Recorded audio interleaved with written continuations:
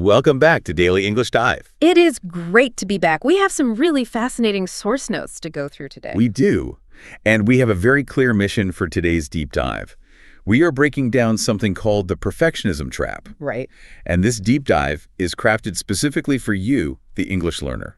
We want to help you navigate modern life and your language learning with total confidence. Absolutely. Because, this trap is something almost everyone falls into. And it is completely exhausting. Oh, it really is. It just drains your energy in ways you might not even realize until you actually look at your daily habits. Yeah, and I want to start with a relatable scenario from our notes. Okay, let's hear it.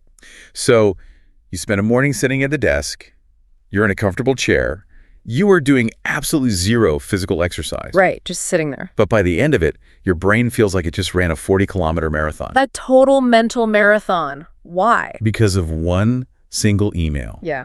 You spent 1 hour and 45 minutes to write a simple 3-paragraph update email to your manager. 1 hour and 45 minutes. Just for 3 paragraphs. That is a staggering amount of time for something so basic. I mean, it wasn't a complex legal contract. No. It wasn't a novel. It was just a regular update. Exactly. And this struggle is so incredibly familiar to anyone learning a language. Oh, totally. You type, hi, Sarah. Mm-hmm. And then you just stare at the blinking cursor on the screen. Just watching it blink. Yeah. And you start second-guessing everything. You think, is hi too casual? So you delete it. Right. You delete it and write, Dear Sarah. But wait, does dear sound like a letter from the 1800s? It kind of does. So you delete that too. Then you rewrite the second sentence maybe 5 different times because you were worried the grammar doesn't sound natural enough. And the punctuation. That is usually where people get really stuck. Oh, absolutely. You spend 10 minutes staring at an exclamation mark. Right. Is one polite? Aren't you crazy? And if you use a period, will your manager think you're angry with them? By the end of this whole process, your heart is beating fast and you are literally sweating. It sounds funny when we talk about it now, but In the moment, it's terrible. in that specific moment at the computer, it is genuinely stressful. Yeah. And here's what we are going to unpack today. That level of exhaustion, that constant rewriting it, is not actually a sign of having high standards. Really. Because we're often taught it is. Right. But perfectionism is actually a psychological trap. It completely freezes our brains. And today, we're going to look at the science of why this happens and how you can break free from it. Okay, let's unpack that idea of high standards first. Because society really teaches us that perfectionism is a badge of honor. Yes, it does. We are told it means we are hard workers, we care deeply about quality, we almost treat it like a superpower. And that is the very first myth we need to correct using our sources. In psychology, perfectionism is not a badge of honor. Not at all. Not at all. It is actually a defense mechanism. A defense mechanism. Okay. The researcher Brené Brown describes perfectionism as being like a heavy 20-pound suit of armor. 20 pounds. Right. You wake up, you put on this heavy metal armor, and you wear it all day long. But why are we wearing heavy metal armor just to sit at a computer and type an email? I mean, your manager is probably a nice person. What are we defending against? You are protecting yourself from judgment and from the fear of looking silly. The psychological thought process is basically, if I do everything perfectly, if I speak English flawlessly, if I write the perfect email, then no one can judge me. No one can laugh at you. Exactly. You feel like you will be completely safe. You wear the armor to shield yourself from other people's negative opinions. So when you spend almost 2 hours on that simple email, it is because you are secretly terrified your manager will judge your English. Yes. And therefore judge you as a bad employee. That's the fear. But that 20-pound armor is so heavy, you can't even move. Which brings us to a fascinating concept from the notes called analysis paralysis. Yes, analysis paralysis. What does that actually mean? It's the exact psychological state you enter in that email scenario.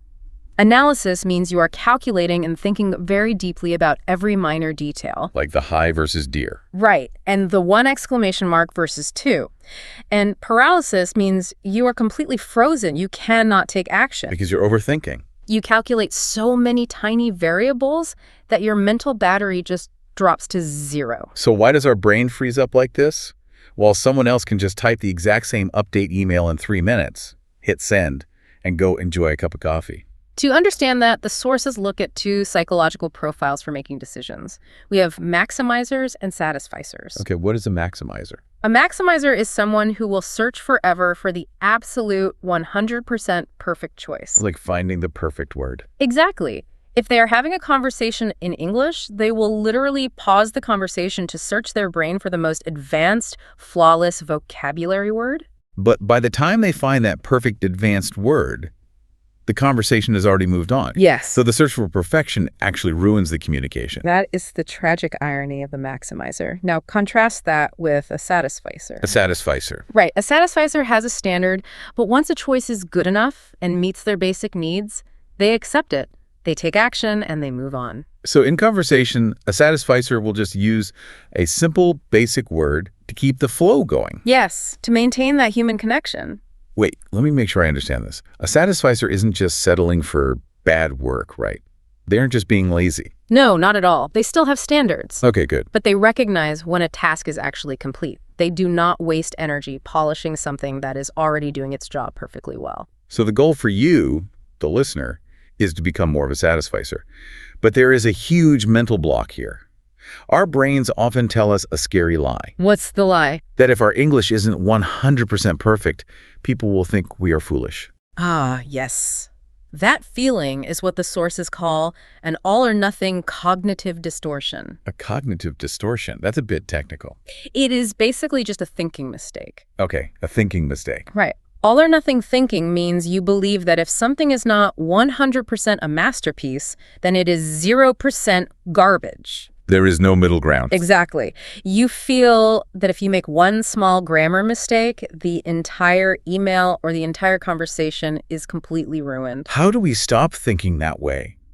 Because it feels so deeply programmed into us. The notes use a brilliant metaphor to explain this. Think about a clean, beautiful white shirt. Okay, a white shirt. You are wearing the shirt, you are drinking your morning coffee, and one tiny drop of coffee falls on your sleeve. Oh, no.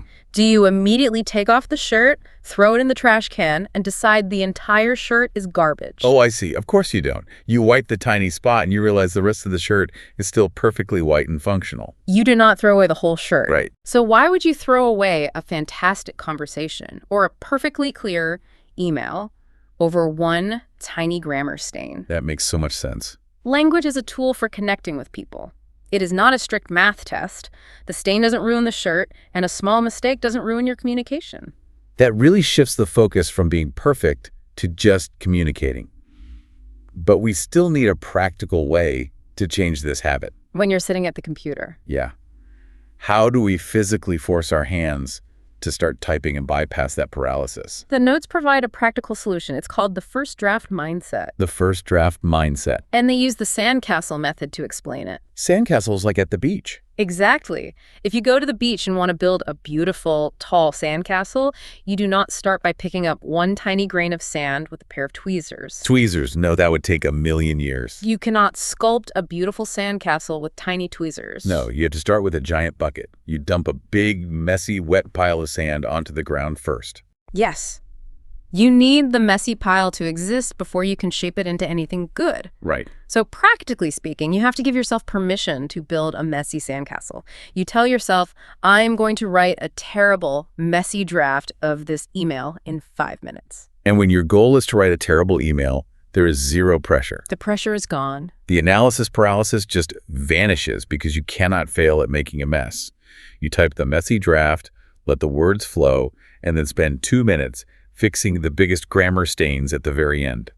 It is a highly effective way to bypass the perfectionism trap. It really is. But writing an email is still a relatively safe zone. Because you have a backspace key. Exactly. You can delete your mistakes before anyone ever sees them. The real challenge comes when we step into the real world. And here is where it gets really interesting. Because speaking face-to-face is terrifying for a perfectionist. There is no backspace key in real life. None. Once the words leave your mouth, they're out there forever. And the sources share this legendary anecdote about making a public mistake. The soup versus soap disaster. Yes. It perfectly illustrates the terror of having no backspace key and the surprising reality of what actually happens when we make a very visible mistake. Let's set the scene for this one. Okay, imagine a very nice traditional British restaurant in London.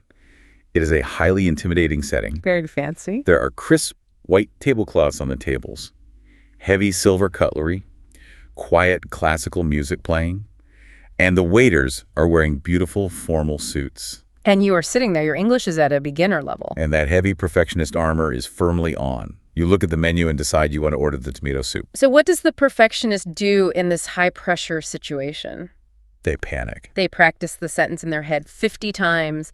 They tell themselves they must sound perfectly fluent, like a British gentleman, no mistakes allowed. So the waiter walks up. He stands very straight with a white towel over his arm. He looks you directly in the eye and politely asks for your order. The moment of truth. You sit up straight, you look back confidently, you open your mouth, and instead of asking for a bowl of soup, you loudly say, "Hello, I would like a bowl of SOP, please." SOAP, soap. Yes. As in the bubbly product you use to wash your hands in the restroom. A warm bowl of bathroom soap. Oh, no. In that moment, your internal voice is just screaming. You freeze. Your face turns bright red. You think your life is over. You think the waiter must think you're the most foolish tourist in all of London. You expect harsh judgment and total embarrassment. But let's look at the magic reaction that actually happened next. Right, because it wasn't what you'd expect. The waiter did not yell, he did not judge or look down on the customer. Instead, his serious, formal face cracked into a warm, genuine smile. He actually smiled. He gave a friendly laugh and made a brilliant joke. He said, "Sir, the soap is in the restroom down the hall, but I can bring you our delicious tomato soup if you prefer." And the tension just completely disappeared. Instead of being judged, the interaction became incredibly friendly. For the rest of the meal, the waiter asked about travel plans, gave tips on what to see in London, and even brought out a free chocolate dessert at the end of the meal. Free dessert. So why did that happen? Why wasn't the waiter angry or annoyed? What happened there wasn't just good customer service. That interaction triggered a powerful psychological phenomenon. What's it called? It is known as the Pratfall Effect. Pratfall. That sounds like a comedy routine. What does that word mean? A pratfall simply means a clumsy fall or a silly mistake. Okay. And what does it have to do with ordering soap?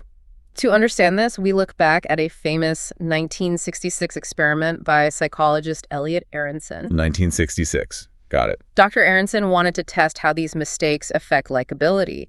So he had people listen to audio recordings of two different men answering trivia questions. Okay, two men. Man A answered every single question perfectly. He was flawless, a true perfectionist. It's impressive. It was. But then there was Man B. Man B also answered the questions perfectly, demonstrating he was highly competent and smart. But at the very end of the recording, Man B accidentally spills a cup of coffee on himself and yells out, "Oh my goodness, I spilled coffee all over my new suit." He makes a clumsy, embarrassing mistake. Yeah, pratfall. Right.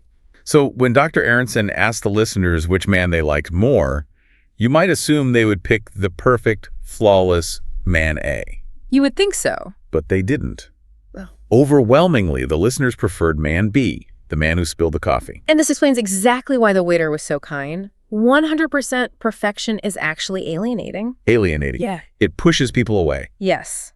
When we see someone who is flawless, it makes us feel insecure about our own flaws. They seem like an unapproachable robot. Wow. But when you make a small, clumsy mistake, when you spill the coffee or order a bowl of soap, you show your humanity. You prove that you are vulnerable. And small mistakes make competent people infinitely more likable. Exactly. That connects beautifully to what Brené Brown says.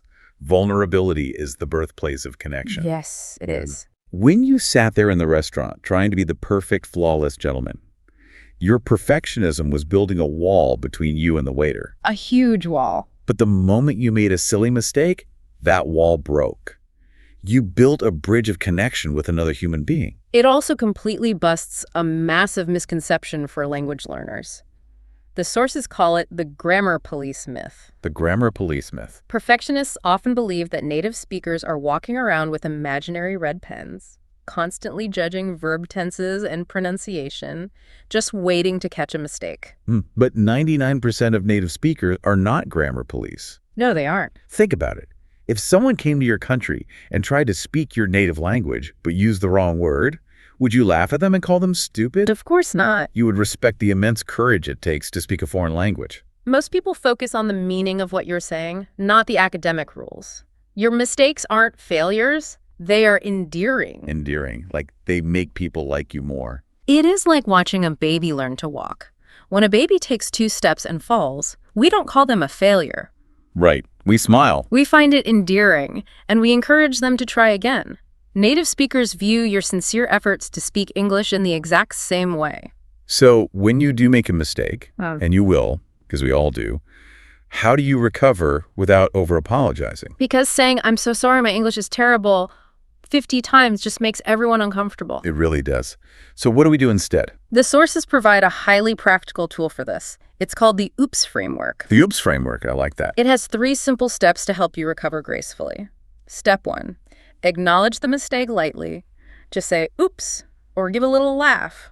Oops. Step 2, correct it if you know how. For example, "Oops, I mean soup, not soap." And step 3. Step 3, move on immediately. Do not dwell on it. Just keep the conversation flowing. Oops, I mean soup. Yeah. It is so light, and it shows you don't take yourself too seriously. It gives the other person permission to relax and laugh with you. You take off the heavy armor and embrace the messy real world. But even if you conquer the fear of making mistakes in public, the sources highlight one final boss of the perfectionism trap. The final boss. And this is a big one. Projects that sit unfinished for months or even years. The never-ending project. Let's say you decide to start recording English-speaking videos to track your progress. Great idea. You record 5 videos, but then you think the lighting isn't perfect, so you stop to buy new lights. Okay. Then you think the microphone isn't professional enough, so you buy a new one and decide to re-record everything. Yeah. Before you know it, an entire year has passed, and you have exactly 0 published videos. In psychology, this behavior is known as moving the goalpost. Moving the goalposts. Every time you get close to finishing a project, you constantly raise your own standards so high that you can never actually finish. You just keep moving the finish line further away. You are chasing a mirage. Perfect is an illusion that doesn't exist in reality. If you wait until you are perfectly ready, you will wait your entire life. So what does this all mean for actually getting things done? There is a golden business mantra from Silicon Valley that cures this. What is it? Done is better than perfect. Done is better than perfect. Think about it. If you spend 3 weeks writing a grammatically flawless, beautiful email to a client, but you send it 2 weeks past the deadline, it is a completely useless email. Yes. A good email sent today is infinitely more valuable than a perfect email sent next week. To put done is better than perfect into practice, we can rely on a mathematical pattern from 1896. 1896. It was discovered by an economist named Vilfredo Pareto. It is called the Pareto principle, or more commonly, the 80-20 rule. The 80-20 rule. Pareto noticed that 80% of results come from just 20% of the effort. A math rule from 1896. How does that help my English learning today? It shows us that the journey from 80% good to 100% perfect is a massive energy black hole. An energy black hole. It takes a healthy, normal amount of energy to get your work to an 80% level. But pushing for that final 20% of perfection drains all your joy and energy for very little real-world benefit. The sources give a brilliant example of this in language learning. Did you know that in everyday conversation, just 1,000 to 2,000 core vocabulary words make up 80% of everything native speakers say? That is the 20% effort giving you the 80% result. Exactly. If you learn those core words, you can participate comfortably in daily life. But a perfectionist will spend 500 exhausting hours trying to memorize rare, complex medical terms just to feel 100% fluent. And it drains their energy for almost 0 social benefit. The new rule is 80% is the new 100%. Once you hit 80%, the project is done. Send the email, publish the video, speak the sentence. Just do it. But wait, what happens when we just avoid the task entirely? What about procrastination? Sometimes, instead of studying English or writing that draft, we end up scrolling through social media for an hour. Isn't that just bad time management or pure laziness? This brings us to a massive psychological misconception. Procrastination is not a time management problem. It's not. No. It is an emotion regulation problem. When you delay a task, you are not being lazy. You are actually hiding from fear. Hiding from the fear of our own imperfection. Exactly. Because facing a blank page and knowing the draft will be messy causes emotional pain. So the brain says, let's watch funny videos instead. That feels safe. You tell yourself that you will wait to start until tomorrow when you feel perfectly motivated. Which leads us to the myth of the motivation fairy. The motivation fairy. We assume the process is motivation comes first, then we take action, and then we get a result. But the motivation fairy doesn't exist. You cannot just wait for motivation to strike you like lightning. No, you can't. The sources explain that the human brain operates on a scientific action loop, and the order is completely reversed. The action loop proves that action must come first. You take a small action, that action produces a small result. Right. Seeing that result releases dopamine in your brain, and that dopamine is what creates motivation. Action leads to result, which leads to motivation. So, if I shouldn't wait to feel inspired, how do I force myself to take that first action when I feel zero motivation? You use our final tool, the 5-minute rule. The 5-minute rule. You do not commit to finishing the whole scary project. You just commit to doing the absolute worst, messiest work for exactly 5 minutes. 5 minutes is not intimidating. Yeah. It lowers the barrier. Yes. You start dumping the messy sand for 5 minutes, and that tiny action starts the engine. It triggers the action loop, and suddenly you have the motivation to keep going. Let's quickly recap this incredible journey for everyone. Yes, let's do it. We started by taking off that heavy 20-pound armor of perfectionism. We learned to build messy sandcastles instead of using tweezers. We embraced the Pratfall Effect, discovering that accidentally ordering a bowl of soap makes us more human and more likable. And we realized that aiming for 80% is the new perfect, because action always creates motivation. Now, we want to challenge you directly. Think of one specific task, one email, or one project that you are delaying right now because you want it to be perfect. Today, we want you to apply the 5-minute rule. Start a messy, terrible draft. Get it to 80%. And then call it done. Hit send. Publish it. Speak it out loud.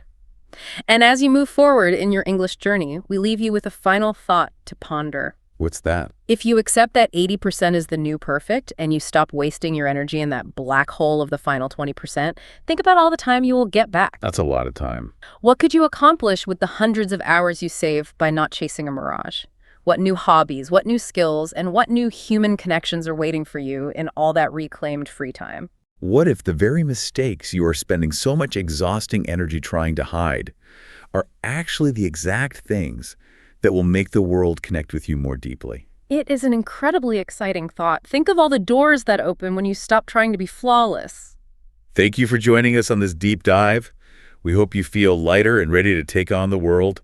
Stop analyzing, start doing, and embrace your beautiful, imperfect English journey. We will see you next time on Daily English Dive.